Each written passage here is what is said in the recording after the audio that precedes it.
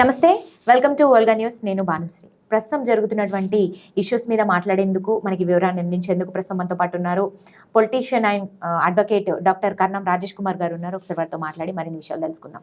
నమస్కారం సార్. నమస్కారం అండి. బాగున్నారా? బాగున్నానండి. ఎలా ఉన్నారు సార్?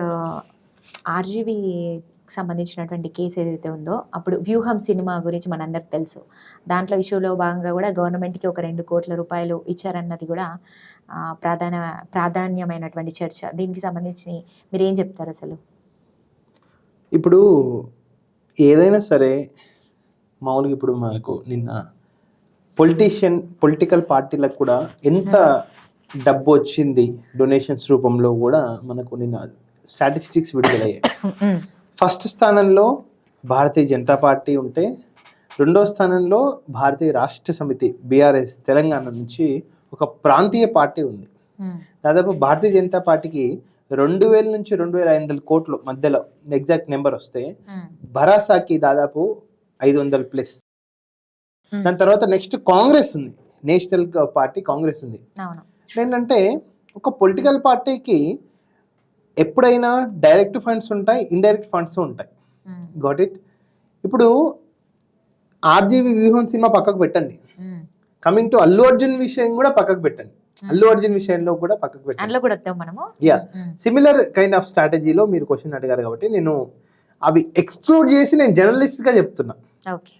ఇప్పుడు ఏదైనా ఇష్యూ ఉంది అంటే అది ఒక ప్రజెంట్ చీఫ్ మినిస్టర్కి ఇవ్వాల్సిన అవసరం లేదు. అర్థమవుతుందా? ఏదన్నా గిఫ్ట్ కానీ what ever the it may be, political కూడా ఇవ్వచ్చు, ఏదైనా పార్టీకి కూడా ఇవ్వచ్చు.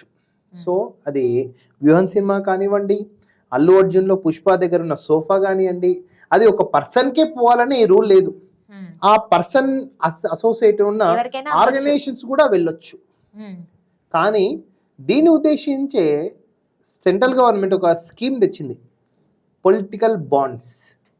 అంటే ఏంటంటే ఏదైనా ప్రైవేట్ వ్యక్తి కానీ ఒక ఆర్గనైజేషన్ కానీ ఒక పొలిటికల్ పార్టీకి డొనేషన్ చేయాల్సినప్పుడు డైరెక్ట్గా 1000 కోట్లు 100 కోట్లు అని కాదు.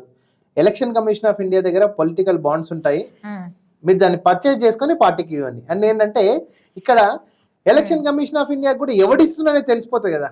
అది పుష్ప ఇస్తున్నా, పుష్ప 1 ఇస్తున్నా, 2 ఇస్తున్నా, 3 ఇస్తున్నా, ఆర్జీవీ 1 2 అనేది 3 అనేది కూడా క్లారిటీ వస్తుంది. అంటే for example, got it my point.